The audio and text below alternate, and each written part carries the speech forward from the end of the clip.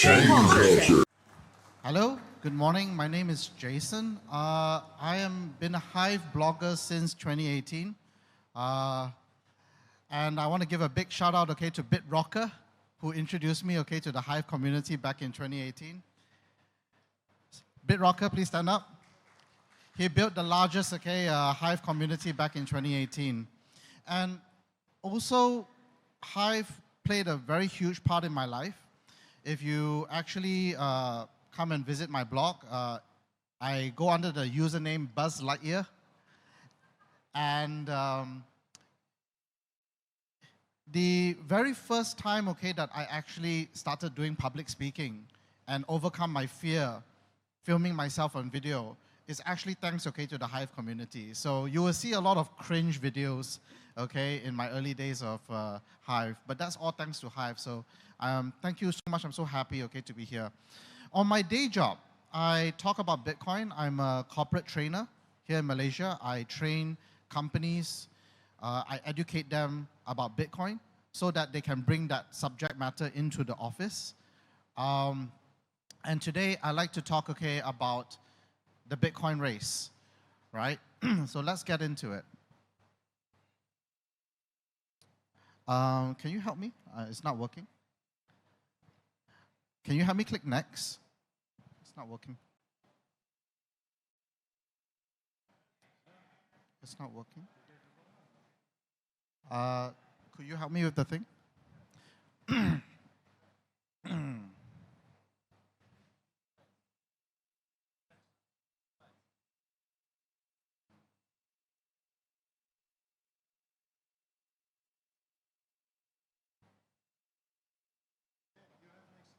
Okay, right. It's okay. Why is the image empty though? Okay, never mind. Bitcoin.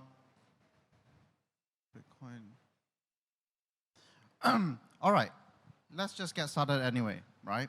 So we've already entered into a new era, okay? Today, Bitcoin does not require belief. The Bitcoin race has already started.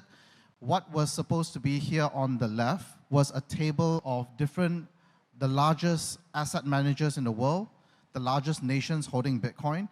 On the top is BlackRock, owning about 800,000 of Bitcoin. Yes, on the top, was 800,000 of Bitcoin, followed by Michael Saylor's company, publicly listed company, about 600,000 of Bitcoin. United States owns about 200,000 of Bitcoin, followed by China, and etc., etc. Meanwhile, Bitcoin is finite. There's only so much of Bitcoin, right? And it's all transparent. You can actually trace and see who has how much of Bitcoin. On the left here, you could see, that approximately 4 million of Bitcoin is lost forever. And why that is the case is because in the early years of Bitcoin's history, nobody took Bitcoin seriously, and you have, a lot of horror stories, of people losing their passwords and their hard drives. Meanwhile, you have, nations and corporations racing, to accumulate Bitcoin. You have the exchanges, right? The Binance, the Bybit, the KDX of the world, allowing, carrying, this inventory, of Bitcoin so that people can buy and sell. You have a very small amount of Bitcoin left to be mined, but it will take about 100 years to be mined. And more than 40% is still in the hands, of the people. Here you will see, the top 100, companies in the world that are already adding Bitcoin, into their balance sheet. But why is this happening?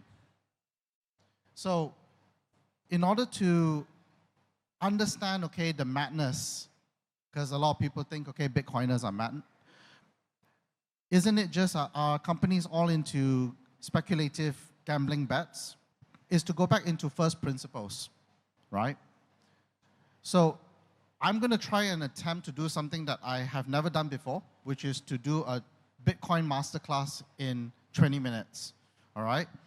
So what I'm going to cover today is why Bitcoin is a $1 trillion asset, what does Bitcoin mean, okay, for you? What does Bitcoin mean for business? What does Bitcoin mean for government? And what does Bitcoin mean for central banks? So let's get started, okay, with the first question, okay, which is, why is Bitcoin a $1 trillion asset? Bitcoin is a $1 trillion asset today because everything of its value is underpinned by just one thing. If this one thing is broken, then it will lose its value entirely, and that is the Bitcoin network cannot be cheated. To understand why the Bitcoin network cannot be cheated, you need to understand what the Bitcoin network is. And to understand what the Bitcoin network is, I like to show you, okay, an analogy. So in my culture, I'm Malaysian Chinese. And every year during Chinese New Year, we would play this game called Mahjong. How many of you have heard of Mahjong? Yeah? So in Mahjong, right, it can get really competitive with friends and family. So how do you prevent people from cheating in a game of Mahjong? What you would do is you would designate someone, okay, to basically hold what we call locally a buku lima lima, which is basically a book where we would write down the winners and the losers, who won how much this round, and who lost, and who owes how much money, and then we'll tally it up. Then, I'd like you to now imagine if there was an entire room of players, mahjong tables, and instead of one book recording just one outcome of one table, but every single table actually records each other's outcome. That is actually what the Bitcoin network is. The Bitcoin network is just a system of fixed, transparent rules to make sure that nobody can cheat. So taking that mahjong analogy, okay, the Bitcoin miner is basically the person that verifies the transactions. The Bitcoin nodes is basically the people who keep the records and keep the Bitcoin miners honest. And the Bitcoin blockchain is basically the final record, okay, that keeps, okay, all the transactions in the Bitcoin network. So what do you have when you have a monetary system that is designed so that nobody cheats? What you have is a savings technology. Bitcoin is not an investment. It is a savings technology. Why is Bitcoin a savings technology? It's because its system is designed, its fixed rules ensures that there will only ever be 21 million Bitcoin. And this has been true for the last 16 years. And because of this absolute, verifiable, finite supply, Bitcoin resembles a digital form of gold. In fact, Bitcoin is more valuable than gold for 3 reasons. Number 1, it survives space. Number 2, it survives time. And number 3, it's absolutely finite. How does Bitcoin survive space? When you want to transport, say, for example, 10 kilograms of gold, which is approximately 1.2 million, it will cost roughly about $3,000 to transfer, okay, that 1 bar of gold bar from Tokyo to, say, New York. Whereas to transfer, say, the same amount of value, over the Bitcoin network, it only costs approximately $1. How does Bitcoin survive time? So this is what a lot of questions, okay, let's say if a wealthy family, okay, were to ask me, right, about this, I would say to them, okay, that Mr. Tan Sri, right, you have a $100 million building. Imagine if, let's say, you took that $100 million building and you use that $100 million to convert that into 1,000 Bitcoin, for example. That 1,000 Bitcoin will still be 1,000 Bitcoin 100 years, 200 years from now.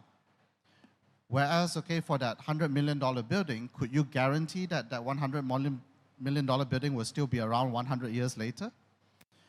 I cannot tell you about the appreciation of that building, but I can guarantee you that if you have a $100 million building, every single year you will experience physical decay, maintenance costs, taxes that will erode your wealth over time.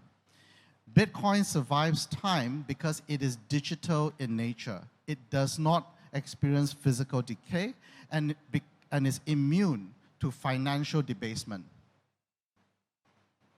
Last but not least, Bitcoin is absolutely finite. Anything in this world can be created infinitely. Take, for example, the new iPhone 17. If there are more demand for iPhone 17, Apple would happily manufacture as many iPhones as possible. Bitcoin cannot. As much as demand goes, no matter how high demand goes for Bitcoin, there is only 21 million Bitcoin. Even US dollars can be created infinitely. To give you the example, the global monetary supply 10 years ago was only $50 trillion, and that has grown to $120 trillion in the last 10 years. This is the reason why when you start saving in Bitcoin, people get wealthier and wealthier, and when you continue to hold fiat, you get poorer and poorer over time. So this is where we currently are at right now. The global wealth today is about $900 trillion. Where is Bitcoin?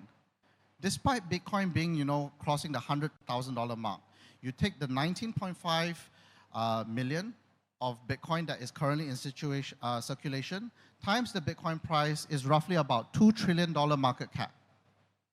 And that still represents only 0.2% of global wealth. But as education increases, as more and more people start to pay attention and understand Bitcoin as where we are right now, projections are already starting to demonstrate that when things continue to be printed infinitely, and as global wealth grows towards $4 trillion in 21 years, if Bitcoin just captures 10% of global wealth, that means, that Bitcoin will be $21 million in 21 years. So what does this mean, for you, right? A lot of people say, that am I too late? Far from it. We are just getting started. Bitcoin is not an investment. Bitcoin is a savings technology. So because it survives time and space and is absolutely finite, Bitcoin is the risk-free asset, free from physical decay, free from financial debasement. So start saving on Bitcoin today. For corporations, right, you could start to see a lot of companies starting to accumulate Bitcoin and putting on the balance sheet right now. I've been monitoring this space very closely, and I would like to share, I have divided Bitcoin treasuries into 3 distinct groups. I call them the low tier, the medium tier, and the top tier. On the low tier, I call these zombie treasuries. Why I call these zombie treasuries is because these are companies that are actually financially struggling.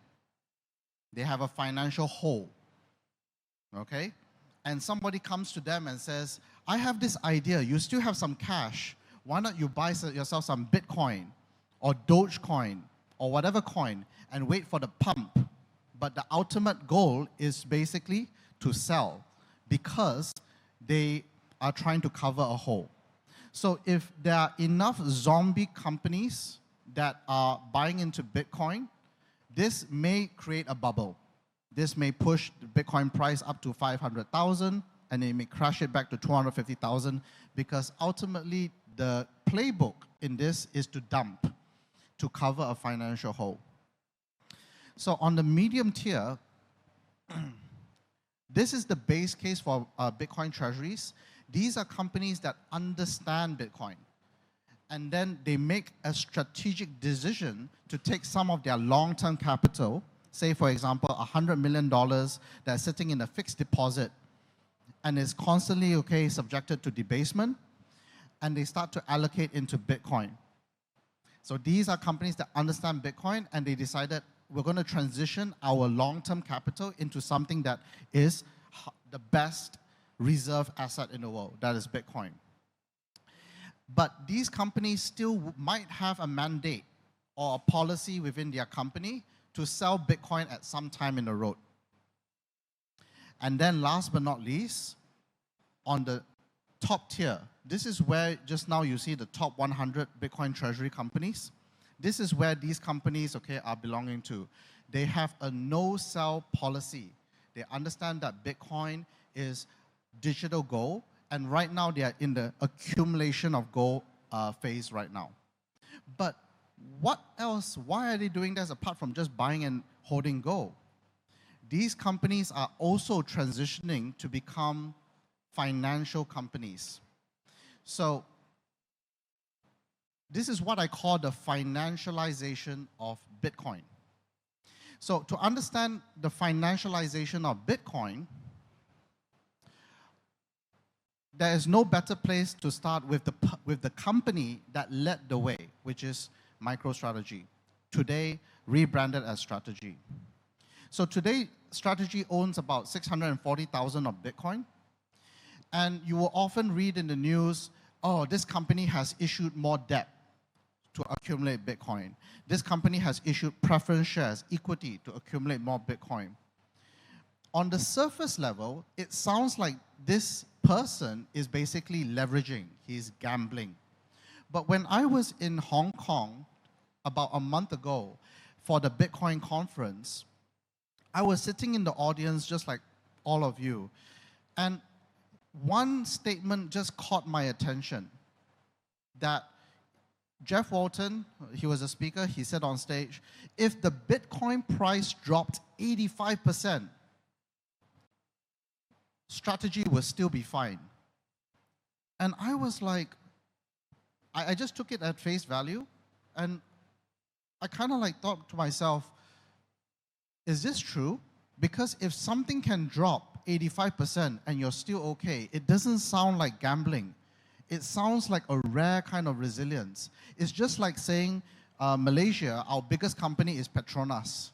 It's an oil and gas company. And it's kind of like saying that if the oil price dropped 85%, the company is still okay, right? So I decided to do the research myself. So this is Strategy's entire capital stack, okay? What they did was they started with base Bitcoin, base reserve of Bitcoin in 2020. They bought $250 million worth in August.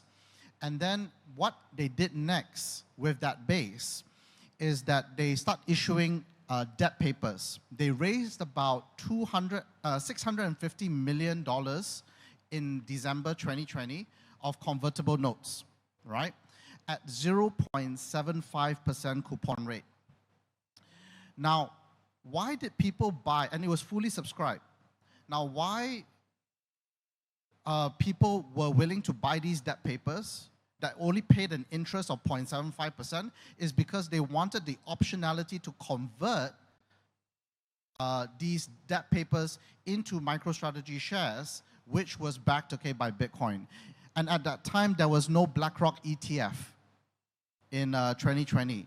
So it was a very novel way at that time for an institution who wanted to get some exposure into Bitcoin. So that's what they started with.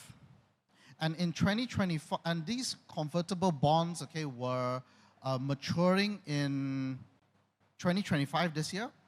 But what actually happened was because Bitcoin performed, right, in its trajectory, the MicroStrategy share price, okay, was trading at 1,500, and all these convertible bonds was redeemable at $400. So this entire $650 million, right, of convertible debt was fully redeemed into the company shares in 2024 last year. What does this mean? It means that in 2020, MicroStrategy raised 650 million, used that money to buy Bitcoin, right? And when 2024 happened and everybody redeemed, they did not need to raise $650 million of cash to pay back the debt because all of it was already converted into this. This was the genius, okay, of MicroStrategy. So they did another 4 more rounds, okay, of issuing convertible debt. They repeat the playbook again.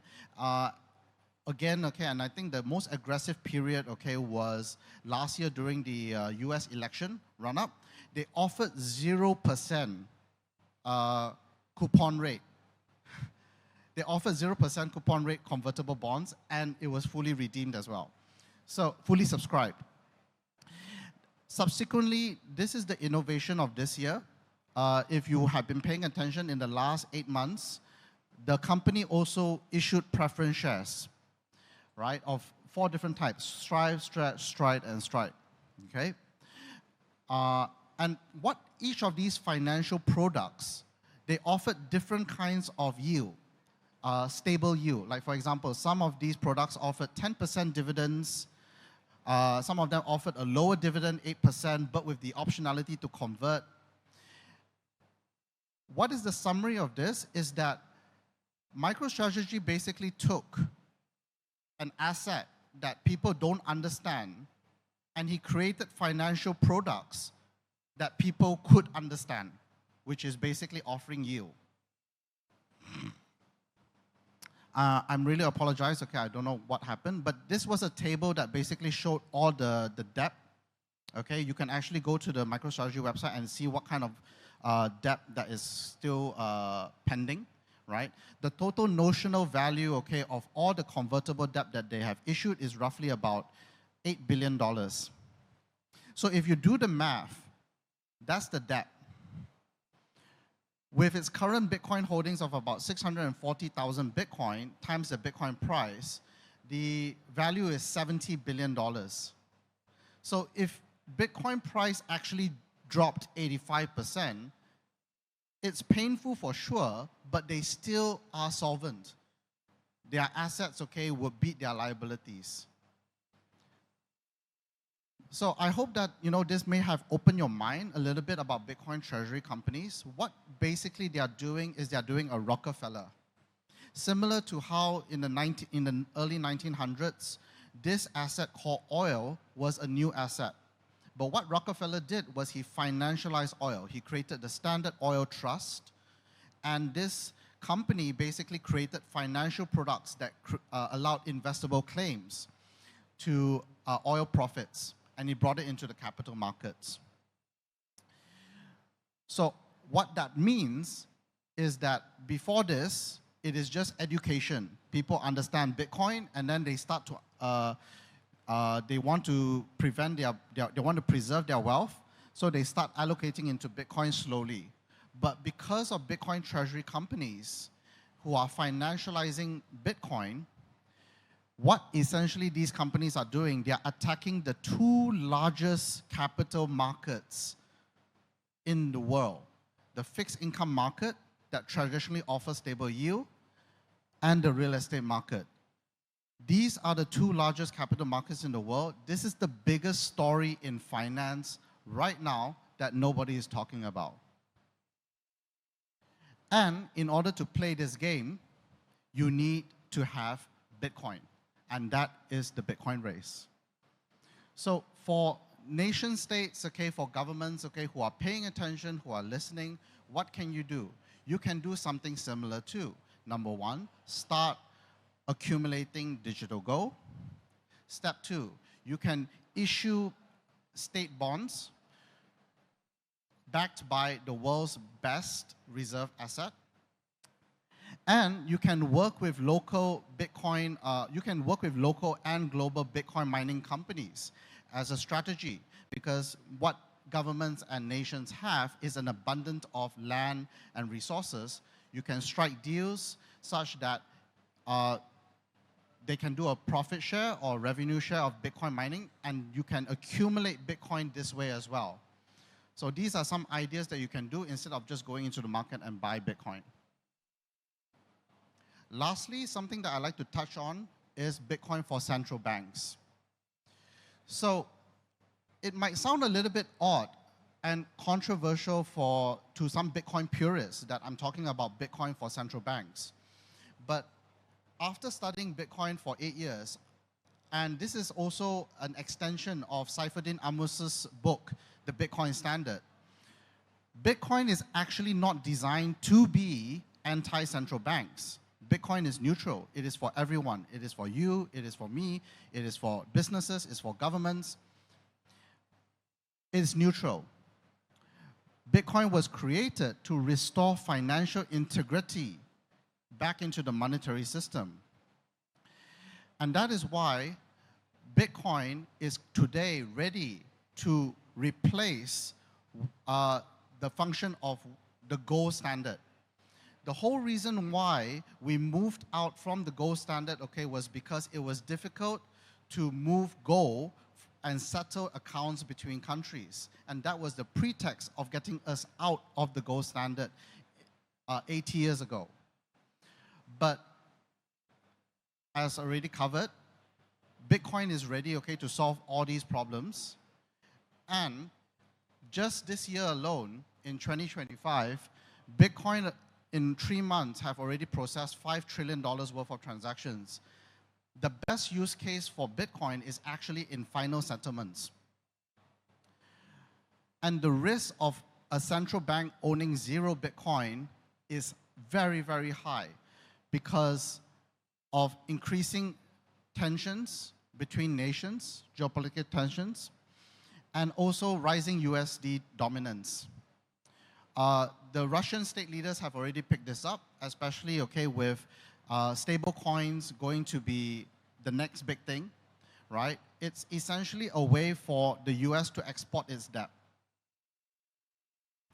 And as US dollars, continue to dominate, every other currency, will be forced to follow the US dollar policy because every other currency is basically US dollar plus country risk. So we are in a very unique situation right now because all this never existed 16 to 18 months ago. It is because of the recent developments and all the developments that has happened in the last 18 months where Bitcoin has entered into national conversations. This is why, at least for the next 3.5 years, firstly, Bitcoin will not be outlawed. Second, everybody is still trying to figure this out. That is why this window of opportunity still exists. So if Bank Negara, if the central bank is listening right now, the wisest thing that it can do is to start accumulating Bitcoin. If it just allocates 1% of its foreign exchange reserves, it would have 10,000 Bitcoin and be among the top 10 countries, that actually have Bitcoin. Just as a geopolitical insurance, because when the large nations do, and US has a huge advantage, they will start cornering the Bitcoin market. So owning 0 Bitcoin is reckless. Owning some is prudent. Owning early is key. Because Bitcoin is finite. And last but not least, I'd like to end with this. A lot of people say that Bitcoin is a Ponzi. I would say that Bitcoin is the world's first reverse Ponzi. It rewards people who understand, who start saving in Bitcoin, because a typical Ponzi only enriches the few, and it ultimately fails. All roads lead to Bitcoin. I'm writing a book, actually, because Bitcoin is for everyone, right? And but if you can't wait for my book to come out, I also do trainings. You can come and reach out to me, if you're interested to attend some of my trainings. Thank you very much. Thank you, Jason. Thank you very much, man.